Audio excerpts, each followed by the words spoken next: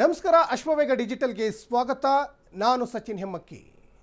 Champions ಟ್ರೋಫಿಯ ಕೊನೆಯ league ಪಂದ್ಯದಲ್ಲಿ ಭಾರತ ಮತ್ತು ನ್ಯೂಜಿಲೆಂಡ್ ಮುಖಾಮುಖಿಯಾಗಿತ್ತು. ಈ ಪಂದ್ಯದಲ್ಲಿ ಮೊದಲು ಬ್ಯಾಟ್ ಮಾಡಿದ್ದ ಭಾರತ ತಂಡವು 50 ಓವರ್ಗಳಲ್ಲಿ 9 ವಿಕೆಟ್ ಕಳೆದುಕೊಂಡಿತ್ತು, 249 ರನ್ ಕಲೆ ಹಾಕಿತ್ತು. ಹೀಗೆ ಟೀಮ್ ಇಂಡಿಯಾವನ್ನ 250 ರನ್ಗಳ ಒಳಗೆ ಕಟ್ಟಿ ಹಾಕಿದ್ದು ಕಿವೀಸ್ ವೇಗಿ ಮ್ಯಾಟ್ ಹೆನ್ರಿ. ಈ ಪಂದ್ಯದಲ್ಲಿ 8 ಓವರ್ ಎಸೆದಿದ್ದ ಹೆನ್ರಿ ಕೇವಲ 42 ರನ್ ನೀಡಿ 5 ವಿಕೆಟ್ ಉರುಳಿಸಿದ್ರು. ಫೈನಲ್ ಪಂದ್ಯಕ್ಕೆ ಇನ್ನುಳಿದಿರೋದು 2 ದಿನಗಳು ಮಾತ್ರ. ಆದರೆ ಅದಕ್ಕೂ ಮುನ್ನ ನ್ಯೂಜಿಲೆಂಡ್ ತಂಡಕ್ಕೆ ಆಘಾತ ಎದುರಾಗಿದೆ. ತಂಡದ ಪ್ರಮುಖ ವೇಗಿ ಮ್ಯಾಟ್ ಹೆನ್ರಿ ಗಾಯಗೊಂಡಿದ್ದಾರೆ. ಇನ್ನು ಪಾಕಿಸ್ತಾನದ ಲಾಹೋರ್ನಲ್ಲಿ ನಡೆದ ಸೌತ್ ಆಫ್ರಿಕಾ ವಿರುದ್ಧದ ಸೆಮಿಫೈನಲ್ ಪಂದ್ಯದ ವೇಳೆ ಫೀಲ್ಡಿಂಗ್ ಮಾಡುವಾಗ ಹೆನ್ರಿ ಅವರ ಭುಜಕ್ಕೆ ಗಾಯವಾಗಿದೆ.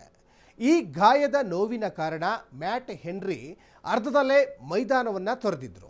ಇದಾದ ಬಳಿಕ ಅವರು ಓವರ್ ಎಸೆದಿರಲಿಲ್ಲ.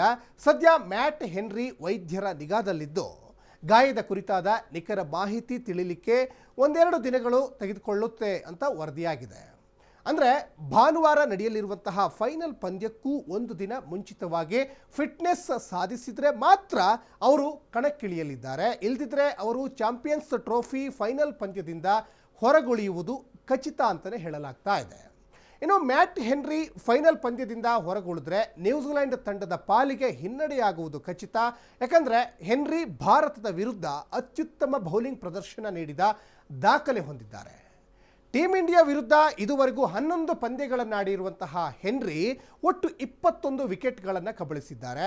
ಅದು ಸಹ 4.48ರಲ್ಲಿ ಎಕಾನಮಿಯಲ್ಲಿ ಎಂಬುದು ಇಲ್ಲಿ ಉಲ್ಲೇಖಾರ್ಹ. ಅಲ್ಲದೆ ದುಬೈನಲ್ಲಿ ನಡೆದ ಭಾರತದ ವಿರುದ್ಧ ಚಾಂಪಿಯನ್ಸ್ ಟ್ರೋಫಿಯ ಕೊನೆಯ ಲೀಗ್ ಪಂದ್ಯದಲ್ಲಿ 8 ಓವರ್ಗಳಲ್ಲಿ 42 ರನ್ ನೀಡಿ 5 ವಿಕೆಟ್ ಕಬಳಿಸಿದ್ರು.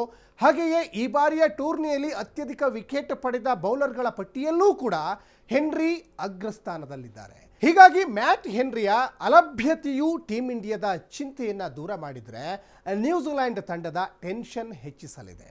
ಹಾಗಾದರೆ ಪಂದ್ಯ ಯಾವಾಗ ನಡೆಯುತ್ತೆ?